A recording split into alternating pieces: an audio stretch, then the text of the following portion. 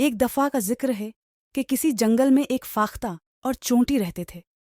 फाख्ता एक खूबसूरत परिंदा थी जिसकी आवाज़ बहुत दलक्ष थी, जबकि चोंटी मेहनती और मुस्तकिल मिजाज थी। दोनों आपस में गहरे दोस्त थे और एक दूसरे की बहुत इज्जत करते थे।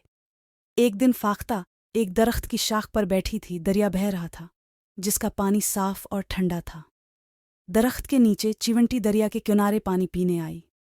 जब चिवंटी पानी पी रही थी, अचानक उसका पैर फंसला और वो दरिया में गिर गई।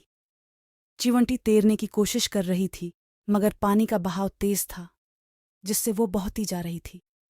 फाख्ता ने चिवंटी को मुसीबत में देखा और फौरन उसकी मदद करने का सोचा। इसने एक बड़े पत्ते को अपनी चोंच से तोड़कर दरिया में फेंक दिया। चिवंटी ने पत्ते को देखा और तेजी से उस पर चढ़ गई।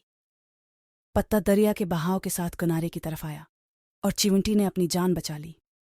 कुछ दिन बाद एक शिकारी जंगल में आया। शिकारी शिकार की तलाश में था।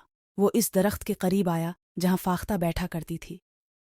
शिकारी ने दरख्त के नीचे जाल बिछाया और फाख्ता को शिकार के लिए तैयार हो गया।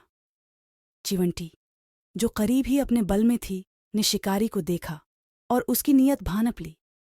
उसने फौरन फाख्ता को खबरदार करने का सोचा।